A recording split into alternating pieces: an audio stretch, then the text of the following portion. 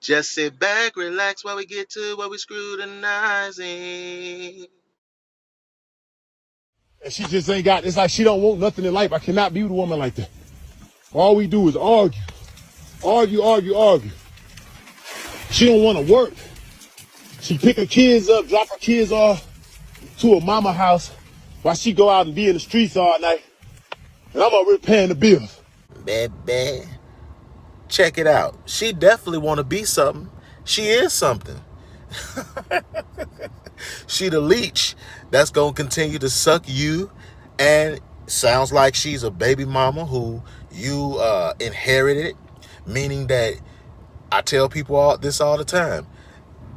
When it comes down to what God naturally made up, ain't no man, and ain't no real man even training his son to talk like this, let alone a young man going from boys to men. You growing up and you making up in your mind that, you know what, I pray, I hope, I wish for another man's children. I pray, I hope, I wish for another man's house.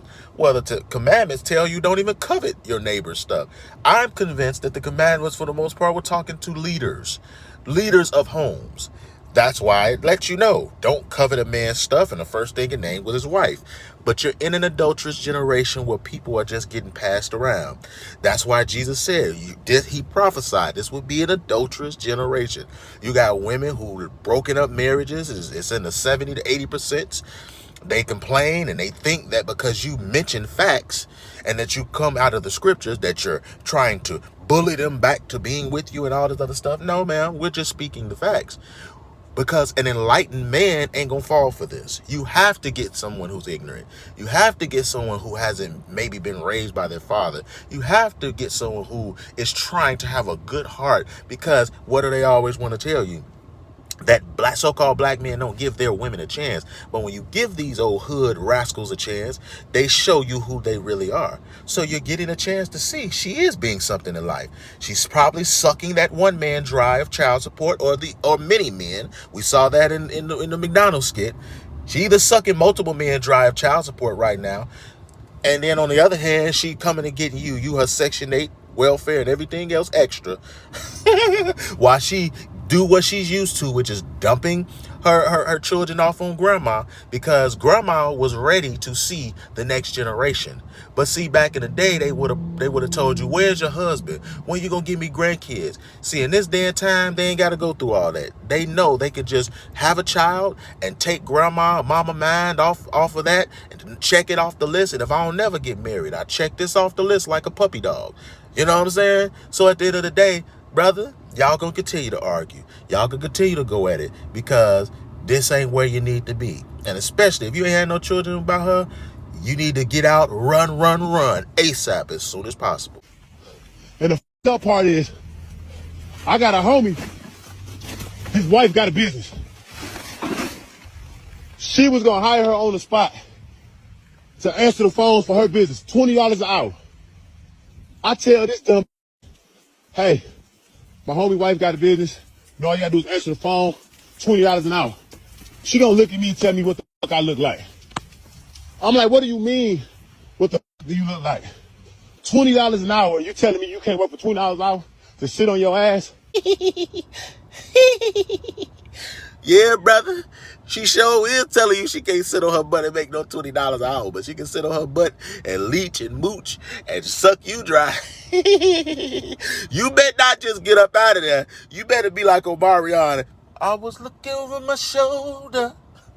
It got a little bit colder, but I'm speeding. You better not just get up out of there. You better be speeding.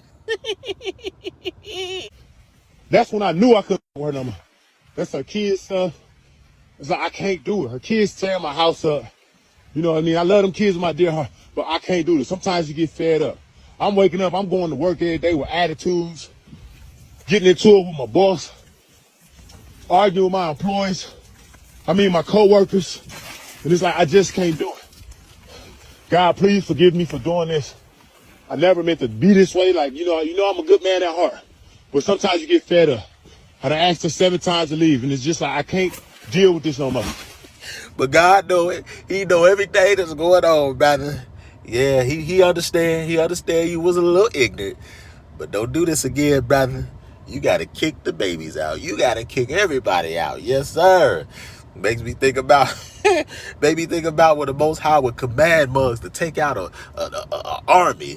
He'll say, don't leave nothing behind, not even the cattle. You covered all bases right here. Say, she getting up out here and the babies. Man, this shit even had to come to this, brother. Anytime you done got yourself to the point where you got to be on the social media outlet, Facebook, Instagram, TikTok, whatever, and you got to come to this, man, it's bad, brother. And I'm going to tell you, it's cats that'll go through all of this, and they'll still end up being right back here with some other scallywag bride. Brother, come on. Please learn your lesson. And any brother watching this, learn your lesson. You don't owe nobody nothing. And a lot of y'all don't even understand. See, you haven't had an opportunity or a time to understand who you are.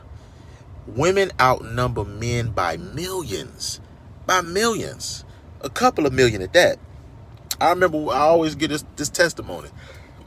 How I remember when I went to college, and one of the selling points, one of the first things that the president of the university said was that, brothers, men, at this school, women outnumber you 4-1. For every one man, there's 4 women. So if you want to leave him married, hey, it's a chance for that. But what he was basically intrinsically admitting is that everywhere you can go on a job, you can go to a different state, you can go to a school, but wherever you go, when there is a thing called statistics, people like to ignore facts and stay away from statistics because it's factual. They like to get away from that. Just like you don't think that you think that many people can come in and file for divorce and they don't keep the numbers tallied of that. You think that a bunch of people can have children and get married all that and no one keeps a tally of that. They keep a tally of how many women are in this world versus men. And when you get to looking out here and these women put it out there to you and give you this impression that they got so many options, nobody has more options than you. That's why you have to get caught up in your purpose. Because the same woman who looking all good and fine, she get knocked up tomorrow and that body gone. It's gone. Whatever she looked like is gone. And the fact of the matter is, the odds and the chances of her getting her body back right, because her body's never going to be the same. Once you've had a mother body, it's never going back to the same way you have had. That's why I tell people all the time, a man is a father always. He can never release semen into a woman. He's still going to be a father because he has the seed. But the second he chooses a woman and he gives her a child to incubate and to microwave, so to speak, that woman ought to be grateful. He ought to be grateful that he has a woman to choose to hold his children and incubate his child and bake that baby in the oven, so to speak. But she ought to be eternally grateful for the fact that he could have chose any woman or women other than her to receive his royal seed.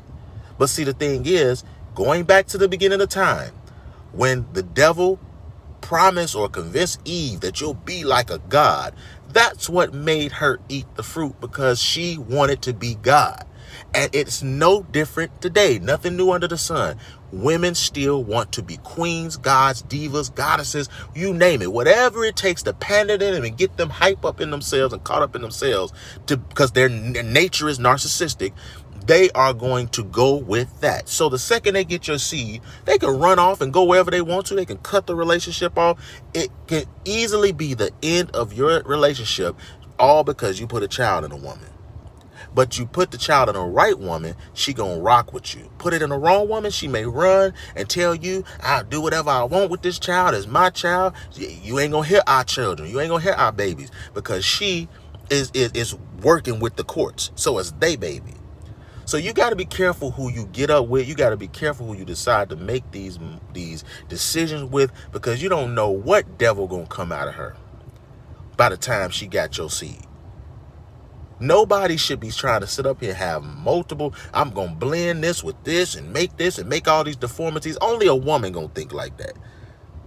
After you done carry the man's seed in you, now you want to go be a family with another person and play all these games, don't want to contribute, but you want your man to work himself into death, into the grave.